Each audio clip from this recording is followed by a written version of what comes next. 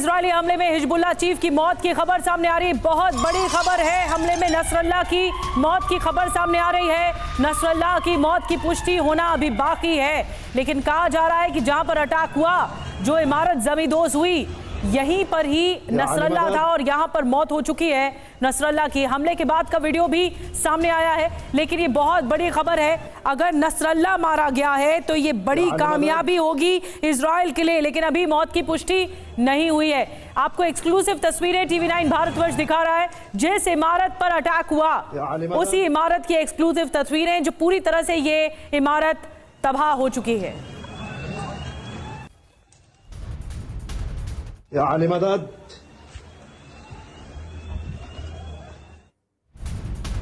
और देखिए, इस हमले को लेकर एक और बड़ी खबर। बेरूत हमले पर इजराइल से बहुत बड़ी खबर है। इजरायली सेना की तरफ से दावा, हिजबुल्लाह मुख्यालय में कोई जिंदा नहीं बचा। हिजबुल्लाह मुख्यालय में जो भी था सभी मारे गए हैं और बताया जा रहा है कि जिस वक्त यह हमला हुआ हिजबुल्लाह मुख्यालय में, नसरल्लाह हिजबुल्लाह चीफ मौजूद था और दावा ये कि इस हमले में कोई जिंदा नहीं बचा है, जो कोई भी हिजबुल्लाह के मुख्यालय में मौजूद था।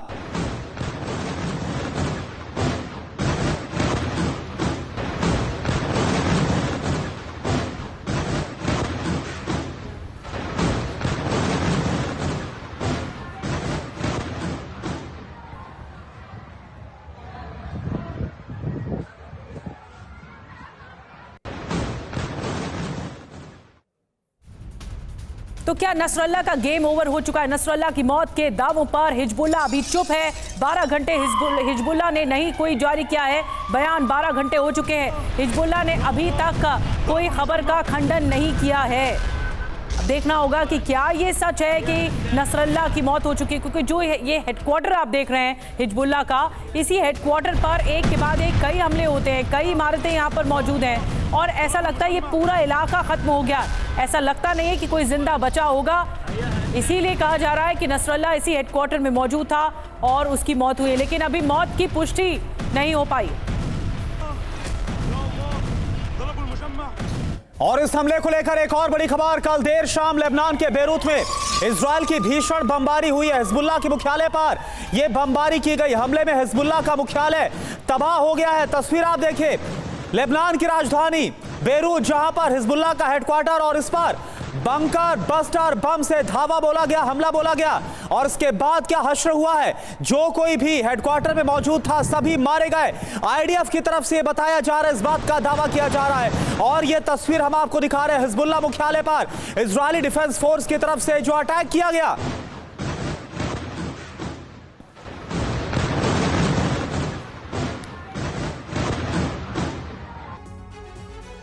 और ऐसे में सवाल फिर वही है कि क्या इस हमले में हिजबुल्लाह का जो मुखिया है, जो चीफ है, वो मारा गया है? आइए 9 संकेत के जरिए समझने की कोशिश करते हैं। नसरल्लाह क्या मारा गया है? 9 संकेत क्या है? पहला बड़ा संकेत, मुख्यालय पर 60 बंकर बस्टर दागे गए। दूसरा बड़ा संकेत, मुख्यालय में नसरल्लाह के होने की पुख्ता खबर थी।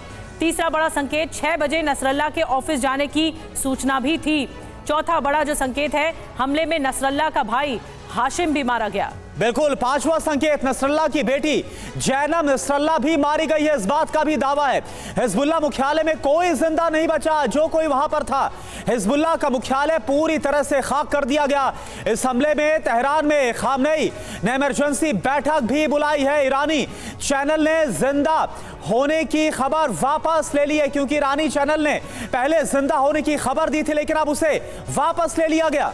जी हाँ, और इस बीच एक और बड़ी खबर मिल रही है। इजराइल के हमले के बाद का वीडियो सामने आ गया है। मलबे के ढेर में तब्दील हुई बिल्डिंग्स और चारों तरफ सिर्फ मलबा ही मलबा दिखाई दे रहा है। ये देखिए, ये तस्वीरें देखिए, 27 सितंबर की ये तस्वीरें आपको दिखा रहे हैं। मलबे के ढेर में कैसे बिल्डिंग्स खत्म होती हुई, ये पूरा दरअसल इलाका जो है वो तहस नहस हो चुका है। यहीं पर ही हेडक्वार्टर भी रहा हिजबुल्लाह का और यहीं पर ही जबरदस्त ताबड़तोड़ अटैक हुए हैं। कई अटैक्स हुए हैं, एक साथ मल्टीपल अटैक्स हुए हैं। 10 बिल्डिंग्स जमींदोज हो गई है। ये तस्वीरें आप देख रहे हैं और ये जो बर्बादी के निशान हैं वो भी आप देख रहे हैं अपनी टीवी स्क्रीन पर।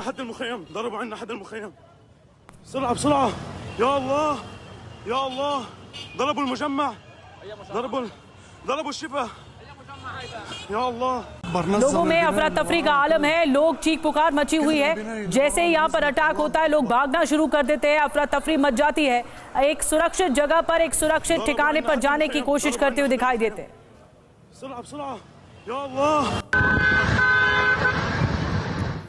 और एक और बड़ी खबर आपको बता दें, इजरायली हमले के बाद का वीडियो भी सामने आया है। आसपास की इमारतों को भी नुकसान पहुंचा है। हमले के बाद का वीडियो सामने आ चुका है। ये देखिए, जब अटैक हो गया तब का ये वीडियो सामने आया। पूरा धुएं का गुबार आपको हर इलाके में दिख रहा है और कई बिल्डिंग्स एक साथ जमींदोज हो गई।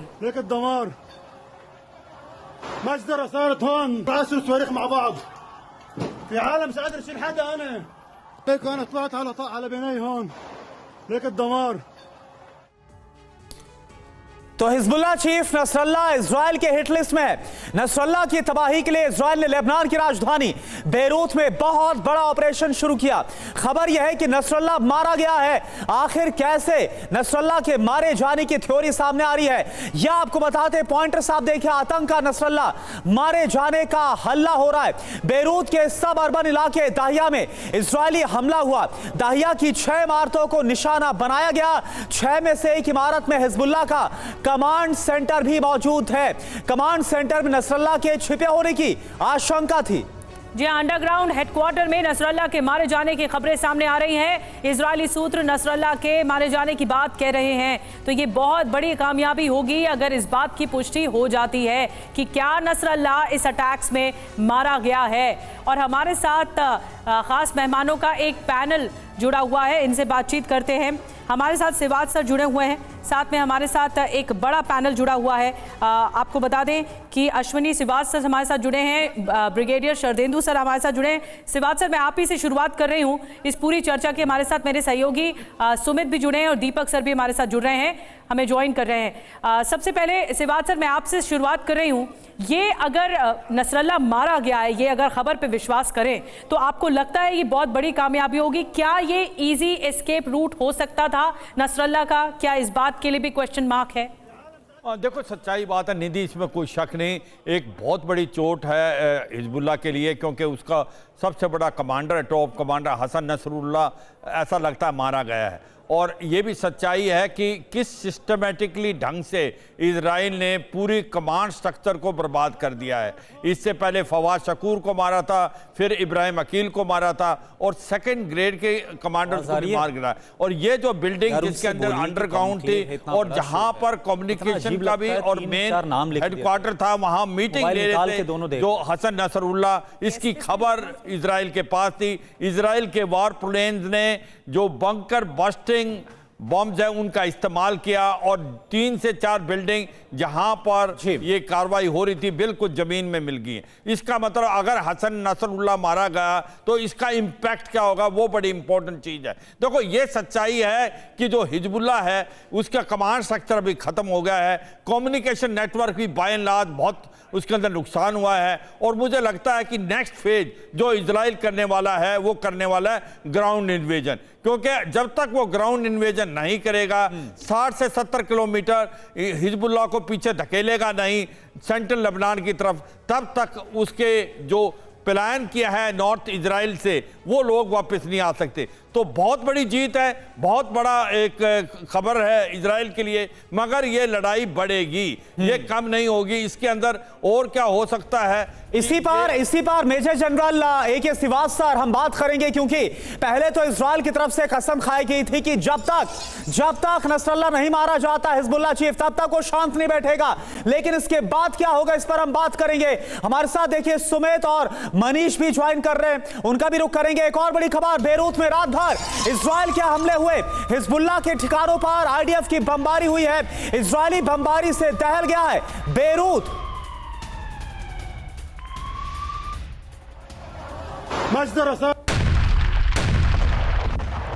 और एक और बड़ी खबर आपको बता दें, इस हमले को लेकर एक और बड़ी खबर आ रही है। इजराइल ने बंकर बस्टर बम का इस्तेमाल किया है, 2000 टन के बंकर बस्टर बम का इस्तेमाल किया है।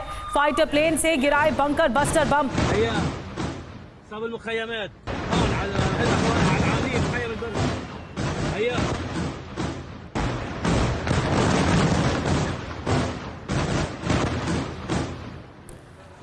और और हमारे साथ ब्रिगेडियर शरदेंदु सर भी मौजूद हैं, उनसे बातचीत करते हैं। ब्रिगेडियर शरदेंदु सर, आप कैसे देखते हैं इन हमलों को, क्योंकि बस्टर बम का इस्तेमाल होना ये संकेत है कि उस इलाके में जो कुछ भी था, जो कोई भी रहा होगा, वो सब कुछ तबाह हो गया होगा। क्या बचने के संकेत हैं भी? देखिए, जिस तरीके का स्ट्राइक हुआ और जिस तरीके के वेपनरी का इस्तेमाल हुआ, F-35 का हुआ, प्रिसीजन गाइडेड एम्यूनिशन, जिन्होंने बंकर बस्टिंग में स्पेशलाइज तरीके का एम्यूनिशन का इस्तेमाल किया, तो उससे तो देखिए पूरी बिल्डिंग जमीन दोष हो गई है और उसके अंदर देखिए कुछ बचा हुआ दिखता नहीं है। लिहाजा ये अंदाज़ा लगाया जा रहा है जिस तरीके का डिस्ट्रक्शन है कि नसरुल्लाह का बचना बड़ा मुश्किल है। लेकिन सबसे बड़ी बात जो इसमें अहमियत है, ये स्ट्राइक जब होती है बेस्ड ऑन हार्ड इंटेलिजेंस, इस इंटेलिजेंस को आपको क्रेडिट देना होगा। और ब्रिगेडियर शरदेंदु सर, जिस तरह से ईरानी चैनल ने पहले जो खबर है उसमें बताया था कि जो नसरुल्लाह नहीं मारा गया और उसके बाद इस खबर को वापस ले लिया, इसमें क्या आपको संकेत नजर आ रहे हैं? देखिए, जब पहला स्ट्राइक होता है तो किसी की मौत की बताना ये बहुत बड़ा क्वेश्चन मार्क होगा। वो भी इतना बड़ा लीडर जो पूरा हिजबुल्लाह के ऑपरेशन को लीड कर रहा है, प्लान कर रहा है, उसको मरने की खबर जब तक कंफर्म नहीं हो जाए तब तक नहीं दी जाती है। और एक मोरल बूस्टर होता है हिजबुल्लाह के लड़ाकों का, अगर पहले ही स्टेज में अगर उसके मरने की खबर दे दी जाए तो वो क्वेश्चन मार्क होता है। इसलिए बताया गया था कि वो अभी यानी सर जो अभी इंडिकेशन मिल रहे हैं इससे हम कंफर्म माने कि नसरुल्लाह, उसकी बेटी और नसरुल्लाह का भाई, ये तीनों मारे गए। जी हाँ, आप ले सकते हैं। जिसका कंफर्मेशन होता जा रहा है वो तो 100% है कि वो मारे गए हैं। ठीक है सर। उनका भाई, उनकी बेटी की जो मौत हुई है वो कंफर्म्ड है, लोगों ने उसकी ठीक है सर। इसी पॉइंट के साथ एक और बड़ी खबर का रुख कर रहे हैं। इजराइल ने बेरूत में F-35 से बमबारी की है। हिजबुल्लाह के मुख्यालय पर F-35 से बम गिराए गए हैं। वो तस्वीर भी आपके सामने हम रखते हैं, किस तरह से भीषण बमबारी की गई हिजबुल्लाह के हेडक्वार्टर पर और उसके बाद सब कुछ खाक कर दिया गया। और इसी बमबारी में हिजबुल्लाह चीफ नसरुल्लाह, उसकी बेटी और नसरुल्लाह चीफ हिजबुल्लाह जो नसरुल्लाह है, उसका भाई हाशिम, ये तीनों मारे गए, इस बात का दावा है। तो आप देखिए तस्वीर आपको दिखा रहे हैं, 27 सितंबर की डेट आप देखिए, इस पर मेंशन है जो आप तस्वीर देख पा रहे हैं। और साथ ही साथ किस तरह से बमबारी की गई है, किस तरह से हिजबुल्लाह का हेडक्वार्टर F-35 फाइटर जेट का इस्तेमाल किया गया इस हमले में। और इसमें जो टॉप लीडरशिप है, टॉप मोस्ट, वो सब खत्म हो गई है, यह दावा आईडीएफ की तरफ से। अब यह हमला कैसे हुआ इसको आप समझिए। दाहिया में दहला हिजबुल्लाह मुख्यालय, कैसे आप देखिए कैसे हुआ हमला। पहले आप ये जानिए, नए बंकर बस्टर बम से हमला किया गया। GBU-72 बंकर बस्टर बम का इसमें इस्तेमाल किया गया। पहली बार IS ने इस्तेमाल किया है इस बम का हिजबुल्लाह के हेडक्वार्टर को उड़ाने के लिए। एक साथ कई GBU-72 गिराए गए हैं। GBU-72 से हमला आखिर क्यों किया गया यह भी आप जानिए। GBU-72 में 2200 किलो विस्फोटक मौजूद है। GBU-72 advance bunker buster bomb है। 2021 में पहला तैयार हुआ था GBU-72 bunker buster bomb. Bunker समेत इमारत को नष्ट करने की ताकत यह रखता है। दीपक वोरा सर, सवाल आपसे है कि नसरुल्लाह चीफ के मारे जाने के बाद क्या होता हुआ आप देख पा रहे हैं, क्योंकि इजराइल ने कसम खाई थी तब तक हमने नहीं रुकेंगे जब तक नसरुल्लाह चीफ नहीं मारा जाता। अब युद्ध और बढ़ेगा या क्या होगा? आभारी हूँ हमेशा की तरह, आपने मौका दिया है आपसे सीखने का, और बाकी जो आपके विशेषज्ञ हैं, यू आर द बेस्ट। आपकी कवरेज टीवी के 9 की आउटस्टैंडिंग, और आप दोनों बहुत यू आर ब्रिलियंट। सबसे पहले मैं एक मैसेज पढ़ देता हूँ। एक रिटायर्ड मोसाद ऑफिशियल हमारे मित्र हैं, ही लिव्स इन न्यूयॉर्क, और उनका एक मैसेज है हिब्रू में, मैं आपको हिंदी में अनुवाद बता देता हूं। एम्बेसडर, वी गॉट हिम, पिज्जा कॉन ले इजराइल। हिम कौन है उन्होंने नहीं लिखा है, वी गॉट हिम, पिज्जा कॉन ले इजराइल का मतलब इजराइल की जीत होगी। सर, आपको ये मालूम है कि वो मोबाइल फोन्स बंद कर दिए थे यूज़ करने, कुछ पहले ब्लास्ट हुए थे, तो वो डाउनग्रेड करके पेजर्स पे चले गए। जब पेजर्स भी फटने लगे, फिर एक तरीका था इन पर्सन कम्युनिटी, आपने सामने बैठ के बात करेंगे, वही हुआ है। इंटेलिजेंस ने बताया, सब यहाँ बैठे हैं, ये मर गया है सर। और जब ये हनिए वनिए जो भी था उसको मारा था, तब भी बहुत शोर मचाते, बहुत देर तक डिनायल थी, कॉन्फर्मेशन बाद में आया। आज अगले 24 घंटे में आपको कॉन्फर्मेशन आ जाएगा कि ये भी चला गया है जहाँ उसके जैसे आतंकी सब जाते हैं। ये मेरा मानना। असर क्या होगा? सर, बहुत से इजरायली थे जो कह रहे थे गाजा की लड़ाई बंद करो। कोई नहीं कह रहा कि हिजबुल्लाह की लड़ाई बंद करो। उनका सबसे बड़ा खतरा एग्जिस्टेंस के लिए हिजबुल्लाह है सर। जी, बहुत बड़ी बात आप कह रहे हैं दीपक सर। और क्या अगर ये हमला हुआ है तो फिर हिजबुल्लाह की रीढ़ तोड़ दी है इजराइल ने। ये बहुत बड़ा अटैक है, नसरल्लाह का मारा जाना बहुत बड़ा होगा, संकेत तो यही है। लेकिन सवाल बना हुआ है, क्या नसरल्लाह मारा गया? एक बड़ी खबर और, इजरायली हमले से लेबनान में दहशत है। ललाकी और हदत में पलायन शुरू हो गया है। हमले के डर से लोग पलायन कर रहे हैं इन इलाकों से। तो तस्वीरें लोगों की आ रही है, लोगों में दहशत है, खौफ है, अफरा तफरी का आलम है। लोग बस निकल जाना चाहते हैं लेबनान से, और इसीलिए देखिए गाड़ियां लेकर लोग जाते हुए दिख रहे हैं, भागते हुए दिख रहे हैं। ये खौफ और दहशत का आलम इस वक्त लेबनान में है। और देखिए एक और बड़ी खबर है इस हमले को लेकर, लेबनान के दाहिया में फिर से हमले हो रहे हैं। अभी की खबर आपको बताएं, इजराइल ने एक बार फिर से बमबारी की है। इजरायली एयरफोर्स ने बरसाए हैं बम। दाहिया में हुआ है भीषण धमाका। ये देखिए, ये आपको हम दिखा रहे हैं किस तरह से इजराइल ने एक बार फिर से बड़े हमलों को अंजाम देना शुरू कर दिया है। यानी कि हिजबुल्लाह चीफ नसरल्लाह के खात्मे के बाद भी आईडीएफ इजरायली डिफेंस फोर्स शांत नहीं बैठ रही है और बड़े हमलों को अंजाम दिया जा रहा है। आखिर मकसद क्या है? किस तरफ ये युद्ध जाता हुआ नजर आ रहा है? क्या ईरान कूदेगा? क्या सीरिया, इराक है जो प्रॉक्सी संगठन है, जो हूती है, वो इसमें अब इजराइल के खिलाफ खुले तौर पर सामने आएंगे? क्या होने वाला है? क्या पूरा मिडल ईस्ट सुलगेगा रीजनल वॉर की तरफ? ये जो हमला हुआ है, हिजबुल्लाह चीफ के मारे जाने की खबर है, वो रीजनल वॉर की तरफ बढ़ती नजर आएगी? ये भी बड़ा सवाल। और एक और बड़ी खबर, दाहिया में गैस स्टेशन को निशाना बनाया गया है। इजरायली हमले के बाद यहां पर आग भड़क गई है। गैस स्टेशन में लगी भीषण आग। ये गैस स्टेशन है जो इलाका आप देख रहे हैं, यहां पर अटैक किया गया है और ये फिर पूरी तरह से धुएं के गुबार में बदलता हुआ दिख रहा है। आसमान में धुआं ही धुआं है और जबरदस्त आग लग गई है इस गैस स्टेशन में।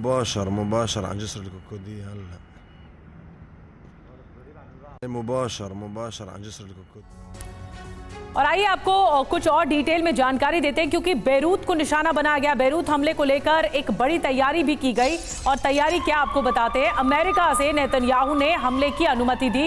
इजराइल में रक्षा मंत्री ने कमान संभाली है, तो नेतन्याहू ने हमले की अनुमति दे दी है और यूएस से यह अनुमति मिल गई है कि इजराइल हमले कर सकता है, बेरूत में हमले और बढ़ा सकता है। अमेरिका की तरफ से एक तरह से एक्सेस मिल गया है, मंजूरी मिल गई है, और अब बताया ये जा रहा है कि और ज्यादा विध्वंसक हालात होंगे, क्योंकि एक के बाद एक अटैक हो रहे हैं लेबनान पर, और अब तो अमेरिका की भी सहमति है। लेकिन सवाल अब भी वही, क्या मारा गया है नसरल्लाह? मुख्यालय पर कैसे हुआ हमला? आइए बताते हैं आपको डिटेल में जानकारी कि यह हमला कैसे रणनीति का आधार था। न्यूयॉर्क से नेतन्याहू का ऑर्डर आया और किरिया वॉर रूम में रणनीति बनाई गई। बेरूत के दाहिया में बमबारी की गई। तो ये 3 तस्वीरें बताई जा रही हैं कि पूरा वॉर जोन बना के रखा था, और एक वॉर कैबिनेट जो चल रही थी, न्यूयॉर्क से नेतन्याहू का ऑर्डर सामने आया है, और किरिया वॉर रूम जिस तरह से आप देख रहे हैं दूसरी तस्वीर में, और फिर बेरूत की दाहिया में भीषण बमबारी होती है। सुमित और मनीष भी हमारे साथ बने हुए हैं। सुमित, मैं आपसे शुरू कर रही हूँ। ये जो अटैक हुआ है, ये सबके लिए एक बहुत कौतूहल का विषय है कि आखिर ये कैसे हो गया, ये क्या मुमकिन है, क्या नसरल्लाह मारा गया है? इसके बारे में क्या क्या डिटेल मिल रही है? अमेरिका से तो एक्सेस मिल ही गया था।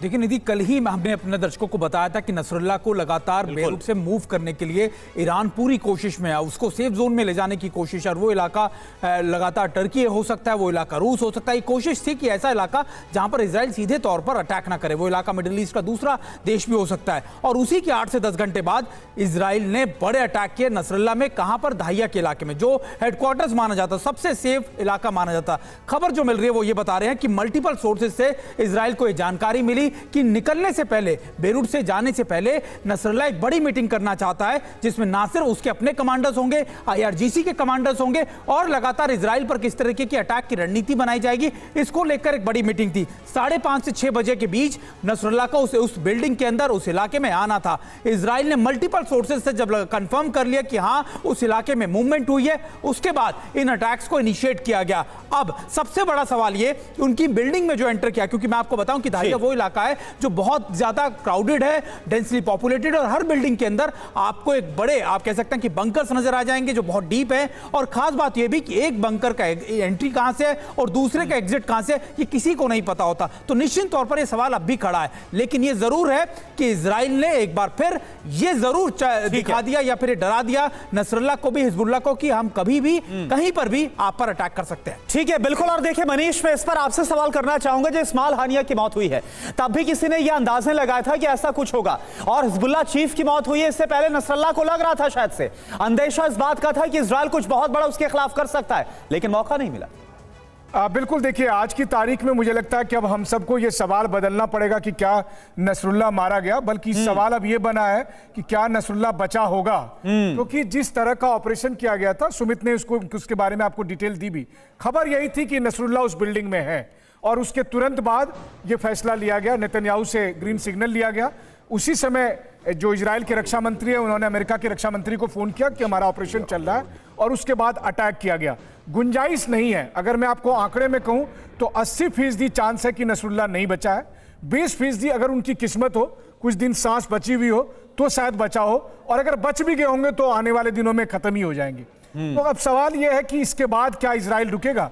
इजराइल कहीं नहीं रुकने वाला है, नसरुल्लाह के मारे जाने के बाद भी नहीं रुकने वाला है। यह सबको समझ में आ गया, क्योंकि इजराइल ने एक कसम खाई है कि 7 अक्टूबर जैसे हमले फिर नहीं होने देंगे। और 7 अक्टूबर के होने में अभी मैच 10 दिन बचे हैं, और उससे पहले इजराइल ने पहले हमास का खात्मा किया और अब हिजबुल्लाह को भी खत्म कर दिया। जिस हिजबुल्लाह के बारे में हम सब ये कहते थे कि एक मिड साइज आर्मी है, बहुत बड़ी है, लेकिन अभी वो कागजी शेर साबित हो रहे हैं। ऐसे में एक और सवाल है, क्या ईरान वाकई में एंट्री करेगा या ईरान भी केवल गरजने वाला बादल है? बहुत बड़ी बात आपने मनीष बता दी, और ऐसा लगता नहीं है कि नसरुल्लाह बचा होगा। तो सवाल यही है कि क्या नसरुल्लाह बचा होगा, क्योंकि बहुत भीषण अटैक किया गया इजराइल की तरफ से, और इजराइल ने यह प्रण लिया है कि हिजबुल्लाह का वो खात्मा करेगा, और यही एक जरिया भी है। एक और बड़ी खबर, इजरायली सूत्रों से बड़ी खबर यह मिल रही है कि हिजबुल्लाह के मुख्यालय पर 60 बंकर रॉकेट दागे गए। 60, जो भी अंदर था सभी लोग मारे गए इस मुख्यालय में, ये इजराइल की तरफ से कहना है। इजराइल दावा कर रहा है कि इसी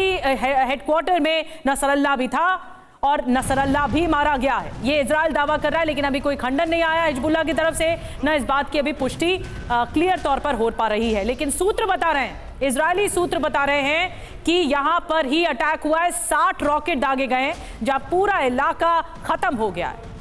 और देखिए, इसको लेकर एक और बड़ी खबर पूरे ऑपरेशन पर थी इजरायली रक्षा मंत्री की नजर। यह खबर आपको बता, ऑपरेशन की बाकायदा लाइव मॉनिटरिंग की जा रही थी, योव गैलेंट मॉनिटरिंग कर रहे थे ताकि यह सक्सेसफुल हो। साथ में चीफ ऑफ स्टाफ भी मौजूद थे जो लगातार लाइव मॉनिटरिंग कर रहे थे हिजबुल्लाह चीफ नसरुल्लाह के खात्मे को लेकर जो ऑपरेशन छेड़ा गया।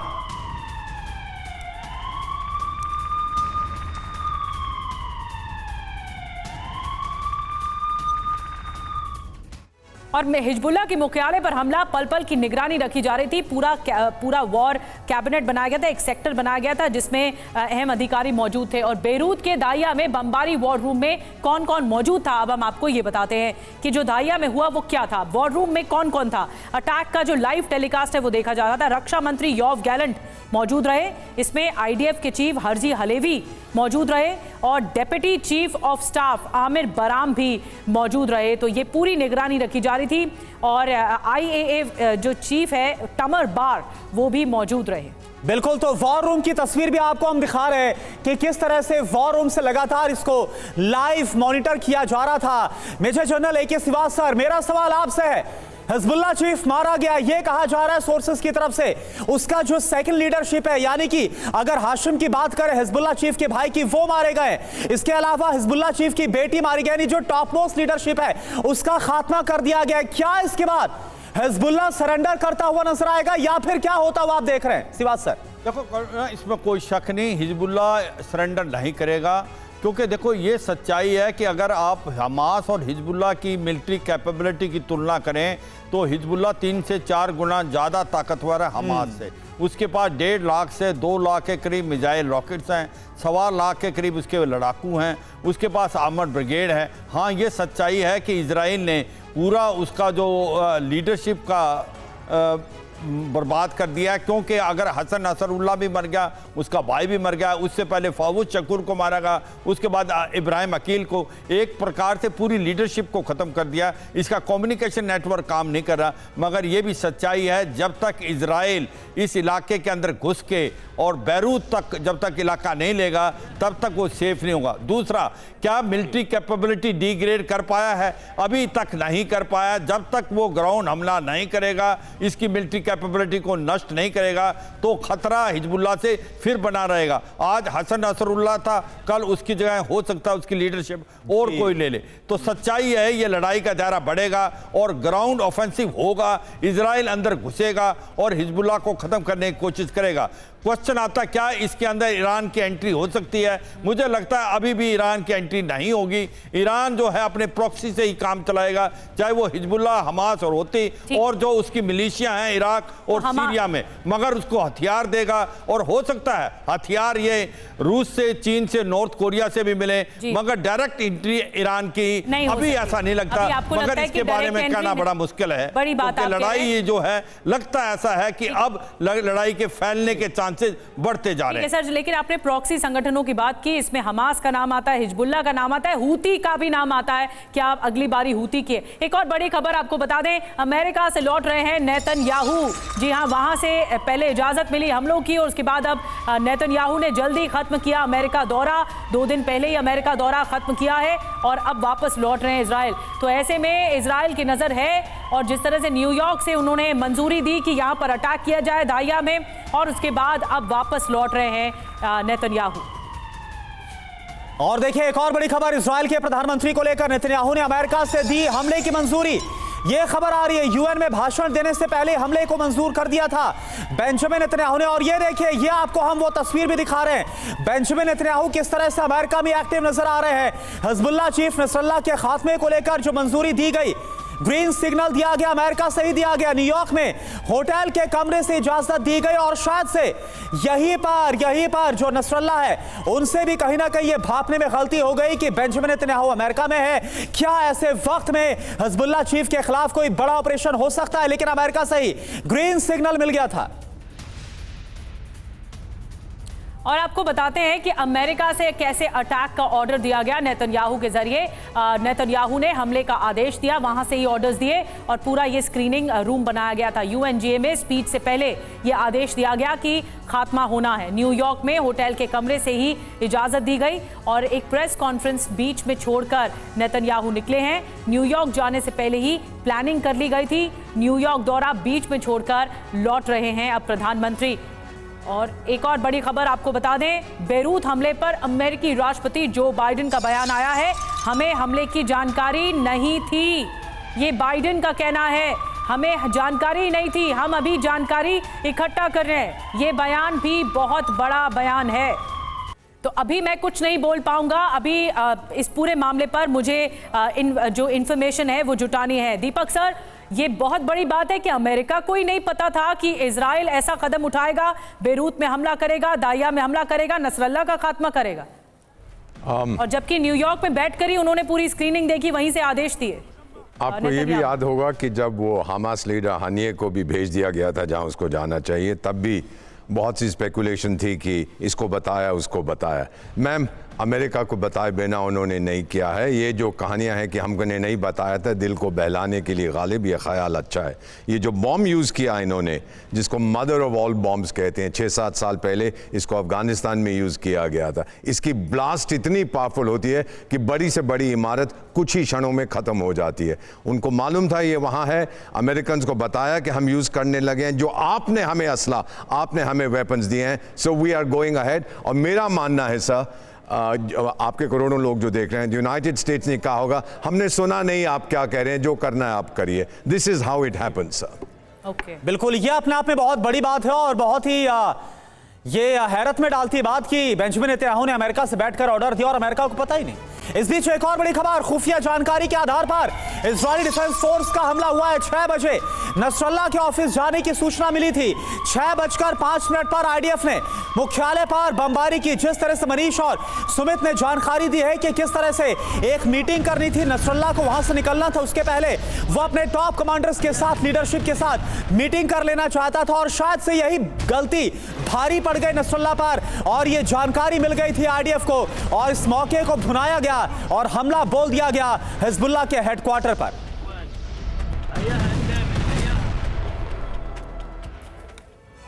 और दावा किया जा रहा है कि नसरुल्लाह को मारने की इजराइल की ये तीसरी कोशिश थी। पहली बार 11 अक्टूबर 2023 को मारने की प्लानिंग रची गई थी, दूसरी बार पिछले हफ्ते मारने की प्लानिंग रची गई थी। दोनों बार कैबिनेट से मंजूरी नहीं मिली, फिर 27 सितंबर को हमले की मंजूरी मिली। तो यानी अब सितंबर में जाकर हमले की जब मंजूरी मिली, ये तीसरी बार था जब नसरुल्लाह पर अटैक करने की कोशिश हुई और इजराइल ये दावा कर रहा है कि नसरुल्लाह का खात्मा हो चुका है।